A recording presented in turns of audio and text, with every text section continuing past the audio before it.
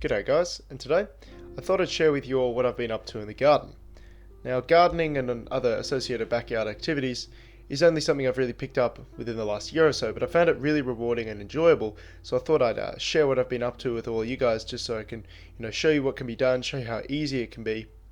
The buying cost can be very low, and essentially show you how rewarding it can be as well. So up on screen now is my first little attempts at gardening. So I looked up a few videos and saw how to make these pretty cool little seed trays. So part of the goal of my work in the garden is to attempt to recycle goods as much as possible. Now all these garden beds are actually the property of my parents, so I didn't actually buy them. And this is cool because obviously we don't want to place excessive strain on nature's scarce resources, and also if you're like me and not earning very much money, you can also save yourself a ton of cash. So rather than going out and buying seed trays and that sort of thing, I did some research on the internet and found this really cool way to grow seeds, which is to put these little plastic boxes. So obviously they'd end up going in landfill or attempted to be recycling, which in Australia can be incredibly inefficient. We ended up actually shipping a lot of our recycling overseas where it's not done properly. So you take these, I believe these were strawberry containers, you place them in a takeaway container box, and you close the lid most of the day, and what that does is it provides a greenhouse effect. So when you water your soil, and I bought some special seedling growing soil, you pour your water in, it'll drop out the bottom of the strawberry box, which has some holes in it obviously, so that air can circulate to the food and that sort of thing, and it's collected in the takeaway container down below, which can then heat up as the box heats up during the day and evaporate back up, and it's like a mini little water cycle, which is really cool for keeping your plants hydrated, and it means you don't have to water them as much, which was useful for me at the time because I was working quite a bit. So that was pretty cool, and I ended up growing a whole bunch of stuff, but the only things that really went well for me was the lettuce and the cucumbers. Now I was regularly harvesting foot-long cucumbers from the 2 plants that I had. I ended up making a pretty cool trellis out of PVC pipes. I spent a few dollars on that, but the rest of it was recycled PVC pipes that I found around the house. The carrots and the radish didn't go so well. Actually, I did harvest a few little carrots, but most of them just got absolutely destroyed by, I'm not even sure what was eating them during the night, just one at a time they disappear. But what I've been up to more recently is making myself a few more garden boxes. Now with winter coming on, most of my plants that I actually own seeds for can't be grown anymore. It's getting too cold where I live, so I had to go out and buy a few new packets of seeds, which I'll show you later. But as you can see here, you can easily make yourself garden beds and that sort of thing out of recycled pallet wood. Now I just picked this pallet up from the side of the road, and all I really used to pull it apart was a crowbar. And that's pretty easy. You can get a reciprocating saw which will cut through the nails. That's the quickest way to do it. But a hammer and a crowbar, as long as you're careful, you can pull all the planks apart without actually breaking the timbers. You pull out the screws, or the nails I should say, with the hammer, and then you're pretty much good to go. Just a bit of screwdriver work, and you've got yourself a nice fancy box. So there you can see them just there in the terrible light of my phone camera. I'll just warn you about that now. So I believe I'll be using those 2 for spinach. So as you can see, I've made a couple boxes in the past, but unfortunately for some reason I decided to place these boxes in the shade. There's my cool trellis actually. So I tried to grow some more cucumbers, but unfortunately as it was getting colder and I placed them in a stupid spot where they hardly got any sun, that didn't go too well for me. And additionally they were constantly littered on by the overhanging trees. Something else that you may notice on that box on the left is I actually managed to do a few stencils on them as well, so that was pretty cool. And again, this is all recycled pallet wood that I actually picked up from the local recycling center for about $5. So again, low buying cost and low stress on nature's resources by ensuring you recycle and that sort of thing. The other box that I have sitting in the garden is going a little bit better, although one of those lettuces appears to have been eaten by something. That corner of the garden attracts a bit more sun. I put it there because I don't actually have a garden hoe at the moment, and ripping up all the grass by hand would have been pretty tricky, but that box is pretty cool as well. I did some more stencils than that. Recycled pallet wood again, and that pile of sticks there is actually me trying to clean up the garden. It appears none of my other housemates were particularly interested in the garden, so there's a lot of leaf litter and stuff lying around everywhere from the previous roommate. You can see all those pots and things. Those are stuff he left there. So yeah, I'm gathering up all these sticks and I'm just gonna light a fire, I think, with the fire pit I have. So that should be pretty cool. Maybe I'll get some footage of that. So here I have all the seed packets. This, I don't particularly have any brand loyalty. I'm just going for the cheapest packets because again, I'm not very I'm not very cashed up at the moment. So these are my winter crop at the moment, and these seed packets are really cool. They tell you, as someone who doesn't really know what they're doing, like me, this tells you absolutely everything you need to know. Location, the spacing, what time of year you can grow them, which I wasn't paying attention to when I tried to plant those cucumbers again. But as you can see here, where I live, you can plant all these crops throughout the winter in Australia. Unfortunately, some other countries I've maybe quite shortchanged in the growing department because some European countries are like winter for like 7 months. So I don't know what you guys would do. Maybe some indoor stuff.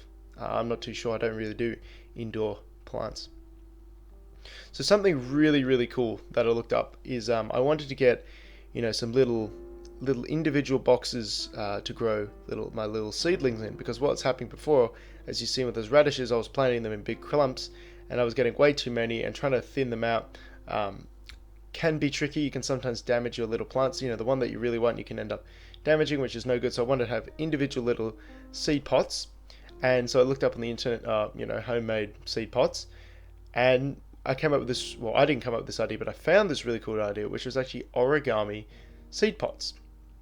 And this is really cool. So I just chopped up some newspaper and was able to fold it such in a way that it forms this little open box shape. And yeah, it works pretty well. And apparently what you end up doing is you actually just dig a little hole when you want to transplant your plant, and you just bury the whole thing, because the newspaper will, it's biodegradable. It's made of paper. So that's pretty cool. I'm really happy with that. And that cost absolutely no money at all, because just newspapers lying around the house. Every house has a newspaper just lying around. So that's pretty cool. I also like to recycle little yogurt containers, because honestly, not a fan of these things, because you don't get much food for the amount of plastic involved. There's just that little 100 ml yogurt, so may as well just try and use it, recycle that rather than just putting it straight into the recycling, which again, as I mentioned before, in Australia may not be as efficient as one would like. So just today I took these photos. These seedlings have just sprouted. So these are the broccoli up top in the origami little seed boxes, and the lettuce down below. Now you may be wondering why I'm planting additional lettuce when I already have 7 on the go, and one of them is actually getting to the point where it's large enough to harvest. Well, the answer is when I moved into this place, I managed to inherit a very nice looking chicken shelter. So this was completely enclosed. There's plenty of food lying around in the bins, left over from the last person who lived here. He moved out, I moved in, he took his chickens with him. But there's lots of potential here, because obviously chickens would be really cool to buy as well, but the buying cost can be a little steep if you want to, make them a nice enclosure like this. But since I didn't have to spend any money, I was really keen to capitalize on this, and I've actually grabbed myself 1 chicken so far. And what I want to do with these 2 new lettuce plants, once I thin them out, the strongest ones, I've had this really cool idea where you plant some greens in the chicken coop, but you cover it with wire such that the chickens can't get at it and just rip the whole plant out of the ground, because that tends to be how chickens operate. They just rip things up by the roots. So what happens is you cover it with wire, and as the plant grows, it'll start to peak above the wire, and the chickens can peck at those bits, so they get a continual source of greens, which is good for them. Just give them a varied diet. You just don't want them feeding grains all day, and they can't rip the plant out of the ground, and that's great. So that's pretty cool. And also in this photo, there appears to be some bedraggled capsicum plants that I tried to grow. I was really looking forward to them. I had 4. They looked like they had a lot of promise, but then they appeared to have caught some sort of fungal infection and stopped growing and looked quite horrible. They're still alive, but it's winter, so they're not going to grow anymore, so I may as well just rip those up. But anyway, the chicken is a really cool thing that I've never done before. So I've done a bit of reading on that, and as I've said, I've got a really good setup here, plenty of food. The buy-in was really just the chicken. I've only got 1 at the moment, and I want to grab more because chickens are social animals and I don't want them to get lonely and that sort of thing. I'll be looking to get at least 1 more, potentially up to 4, but then again I might be just drowning in eggs, and I'm not too sure just how much space it would be appropriate. I'll have to ask a few friends who know a bit more about chickens than I do, and of course there's always the internet to ask. And that's something that's really cool about the modern world we live in, is that we are at our fingertips, very literally, with our phones and that sort of thing. We have at our fingertips this absolute, well, the repertoire of knowledge. We have the complete sort of sum of human knowledge absolutely at our fingertips.